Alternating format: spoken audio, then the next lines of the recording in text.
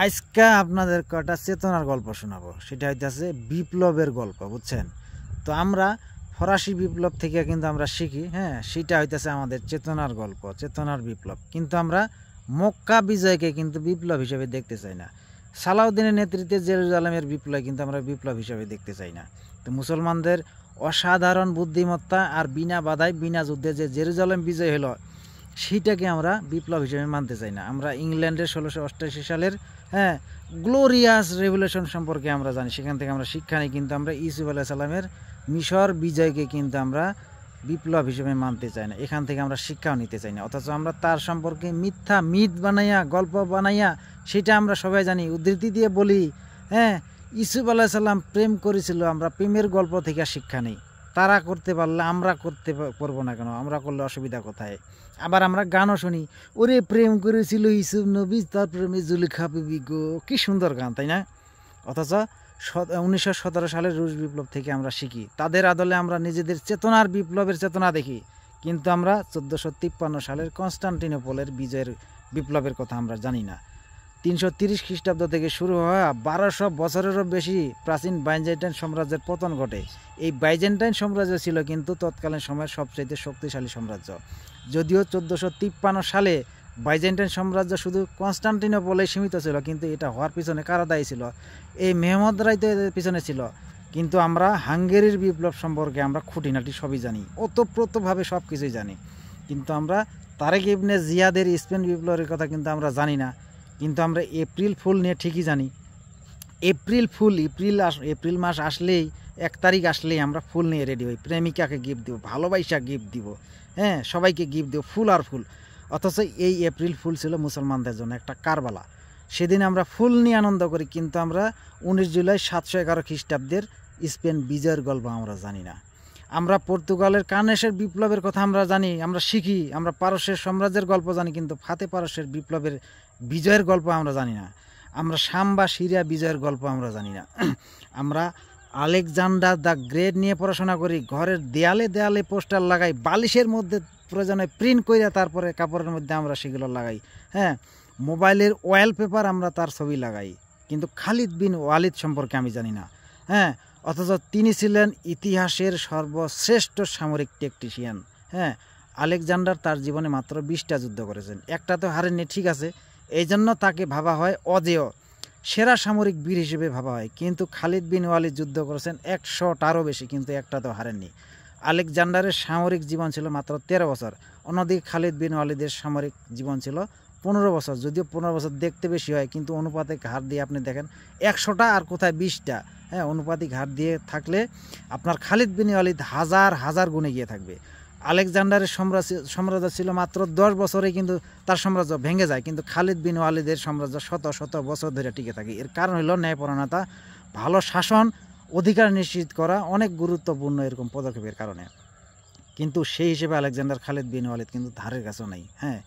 Alexander Khalid বিন ওয়ালিদের কাছের ধারের কাছেও নাই। কিন্তু আমরা কোনো বীর যোদ্ধার নাম আসলে আমরা সবার আগে আলেকজান্ডারের নামের কথা জানি।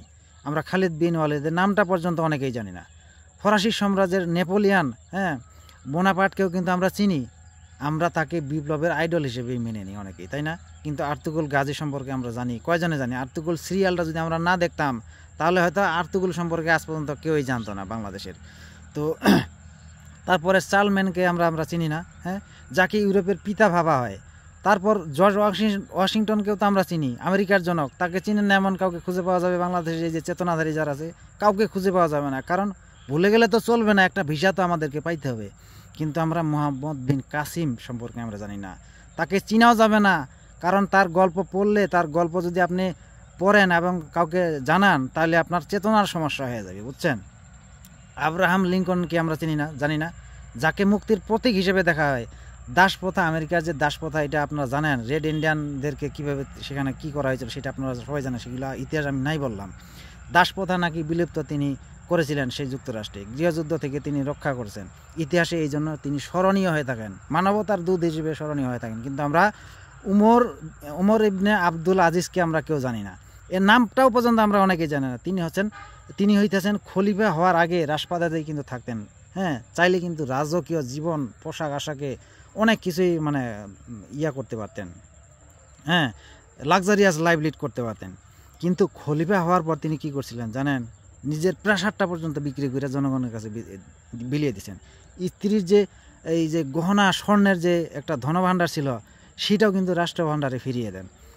তারপরে সকল প্রকার ঘুষ, অন্যায়, কর আদায়, তারপর রাজনৈতিক প্রতিহিংসা, এগুলো সব কিছুই বন্ধ করেন। তার শাসনে অভূতপূর্ব ন্যায় বিচার প্রতিষ্ঠা হতে হয়। এমনকি অমুসলিমরা পর্যন্ত তার শাসনে এতটাই খুশি ছিল যে তাকেই তারা চাইছিল।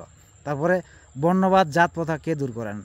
এই হইতেছে উনি হইতেছে আব্দুল আজিজ দূর করেন।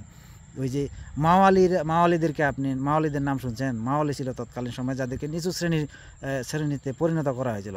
তাদেরকে ইনসাফের ভিত্তিতে মর্যাদা দেন। এরকম হাজার হাজার উদাহরণ দেওয়া যাবে যেগুলো বলে আসলে শেষ করা যাবে না। এসব কথা বললেই আপনারা আইসা চেতনার গল্প শোনান। হ্যাঁ, বর্তমান বিশ্বে জ্ঞান বিজ্ঞানে আপনারা কী অবদান রাখছেন। কিন্তু আমি যদি উল্টা প্রশ্ন করি, এখন না হয় বিজ্ঞানের যুগ, কিন্তু যখন সাহিত্যের যুগ ছিল তখন কি আপনাদের সাহিত্য মুসলিমদের সাহিত্যের ধারে কাছে ছিল? তখন কেন এই যে আধুনিক বিশ্বের কোনো সাহিত্য আরবের সাহিত্যের ধারে কাছে এখন পর্যন্ত আছে? যা আছে সবই আরবের সাহিত্যের কাছ থেকে ধার কইরা নেওয়া। আপনি কতগুলা উদাহরণ দেখবেন, সবই হইতেছে আরবদের সাহিত্য থেকে ধার করে নেওয়া। আজকের এই যে বিজ্ঞান করেন, এই বিজ্ঞানে কি মুসলমানদের কোনো অবদান নাই? হ্যাঁ, অবদান নাই। আধুনিক রসায়নের যে ভিত্তি, এটা কে ছিলেন? হ্যাঁ, জাবির ইবনে হাইয়ান। কিন্তু আপনি তাকে চিনেন জাবির হিসেবে। জাবির শুনে মনে হবে যে খ্রিস্টানকেও। তিনি হইতেছে ডিস্টিলেশন, তারপর ক্রিস্টালাইজেশন, সাবলিমেশন, তারপরে ফিল্টারেশন ল্যাবরেটরি যন্ত্রপাতি উদ্ভাবন করেন। তিনি অ্যালকোহল, তারপরে অ্যাসিড, HCI, তারপরে HNO এর মতো যৌগিক তথ্য বের করেন। তারপর চিকিৎসা বিজ্ঞানের যে বিপ্লব, সেটা কে ঘটায়? ইবনে সিনা তো। হ্যাঁ, কিন্তু পশ্চিমা বিশ্বে তার নাম কি জানেন? চেতনার নাম দিছে তাকে ডাকা হয় এভিসিনা। ইবনে সিনা থেকে এভিসিনা হয়ে গেল। তারপর ইবনে আল হাইথাম, নাম শুনছেন আপনি কখনো? পশ্চিমা বিশ্বের নাম হলো এলাইজেন। এই যে আধুনিক অপটিক ও ক্যামেরা থিওরি আছে না, এটার জন্য হইতেছে উনি। হ্যাঁ, এই যে কী নাম? আল হাইথাম। হ্যাঁ, এটা হচ্ছে তার জন্য হইতেছে তিনি। তো এই যে ক্যামেরা দেখেন না, mobile camera, video shooting camera, এই যে ক্যামেরার থিওরির জন্য হইতেছে এই হাইথাম। হ্যাঁ, 10ম শতকে, কিন্তু আজ থেকে প্রায় 1500 বছর আগে তিনি এটা আবিষ্কার করেন। এই যে মহাকাশ গবেষণার যে হাবল টেলিস্কোপ বানাইছে, এসবের তথ্য কিন্তু এইসব তথ্যের উপর ভিত্তি করে। এগুলো সবাই হইতেছে আলোক গ্রহণের তথ্যের উপর ভিত্তি করেই বানানো। তারপরে এই যে আল হাইথাম প্রমাণ করেন যে চোখ আলো গ্রহণ করে, হ্যাঁ, আলো গ্রহণ কইরা দেখে, রশ্মি থেকে নয়। অনেকে আগে তো মনে করতো যে রশ্মি থেকে হইতেছে রশ্মি থেকে হইতেছে চোখ দেখে, কিন্তু পিনহোল ক্যামেরাও রশ্মি প্রতিফলন প্রতিসরণ হয়। এটা নিয়ে গবেষণা ছিল যে এই হাইথামের।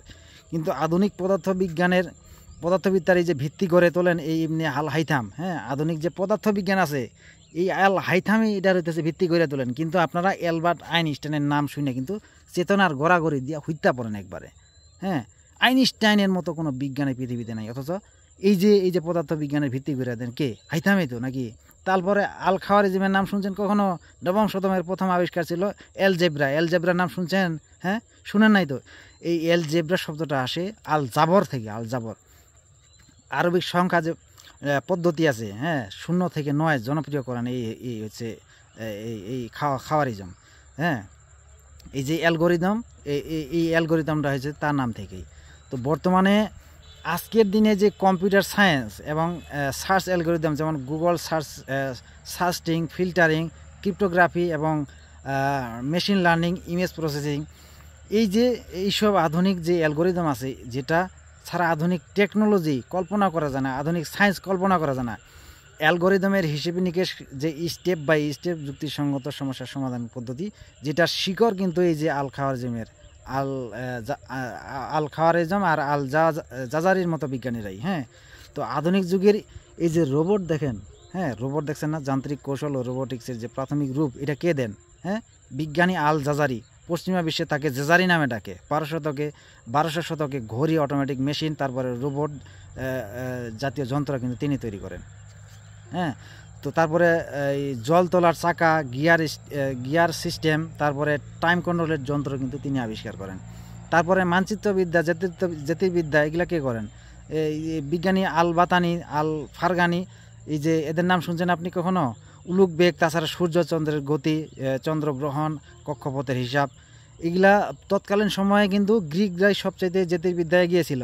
কিন্তু গ্রিকদের অনেক ভুল ছিল, এই ভুলগুলো কে সংশোধন করে দেন? হ্যাঁ, এই দুইজন বিজ্ঞানী এই বিজ্ঞানী আল বাতেনি আল ফারগানি কিন্তু এগুলো সংশোধন করে দেন। এরকম কয়টা উদাহরণ দেব, হাজার হাজার বিজ্ঞানীর নাম বলে দিতে পারি। আধুনিক বিজ্ঞানের জনক ছিলেন এরকম অনেক অনেক এই আধুনিক বিজ্ঞানের জনক ছিল এই মুসলিমরাই। এখনও অনেক বিজ্ঞানী আছে যারা সুবিধাবাদী শাসকদের কারণে নিজ দেশে কিন্তু আপনার দাম পায় না বলে কিন্তু ইউরোপ আমেরিকায় পাড়ি জমায়, আর সেখানে তাদের জ্ঞান বিজ্ঞান ঢেলে দিয়ে অনেক কিছু আবিষ্কার করে, আর তারা উন্নত হয়। তৎকালীন বিশ্বের সর্বপ্রথম আধুনিক বিজ্ঞানের শহর ছিল এই যে ইরাকের বাগদাদ শহর। আজকে হালাকু খান যদি মুসলিমদের সেই বাগদাদ শহর ধ্বংস করে না দিত, সেখানে ছিল লক্ষ লক্ষ বৈজ্ঞানিক তত্ত্ব গবেষণাগার, তারপর সেটা হালাকু খান এসে কিন্তু ধ্বংস করে দিয়ে কিন্তু কার্যত মুসলিমদের জ্ঞান বিজ্ঞানে, মুসলিম বিশ্বকে জ্ঞান বিজ্ঞানে পথে বসিয়ে দিয়ে এক কথায় চলে। তো আপনাদের যদি প্রশ্ন করি এই আধুনিক বিজ্ঞান মানুষকে আসলে কি দিতে পেরেছে, এসব আবিষ্কারের পেছনে উদ্দেশ্য কী ছিল, তো সবাই এক কথায় বলবে মানুষকে ভালো রাখার জন্যই তো, মানুষের কাজ সহজ করে দেওয়ার জন্যই তো। কিন্তু এখন যদি আপনাকে এইসবের উদ্দেশ্য কি, এই যেহেতু আমি আর একটু ভালো থাকতে চাই, কিন্তু এখন যদি আমি আপনাকে প্রশ্ন করি যে এখনকার দিনগুলো ভালো ছিল নাকি আজ থেকে 50 বছর আগে, 100 বছর আগে, 1000 বছর আগের দিনগুলোই ভালো ছিল, কিংবা তারও বেশি আগের সময়ের দিনগুলো ভালো ছিল, সবাই এক কথায় উত্তর দিবে কি, যে আগের দিনগুলোই ভালো ছিল। তাইলে যদি আগের দিনগুলোই ভালো ছিল, তাহলে এইসব যে বিজ্ঞানের চেতনা করেন, এই চেতনা দেখায় লাভটা কি? ইউরোপের দালালি চুদান, মানে বাংলা কথা না কইলে আপনাদের ভালো লাগে না আসলে। যাই হোক, এই চেতনার গল্প আজকে এই পর্যন্তই। পরবর্তীতে আরও চেতনার গল্প শুনতে চাইলে শোনাবো, অসুবিধা নেই।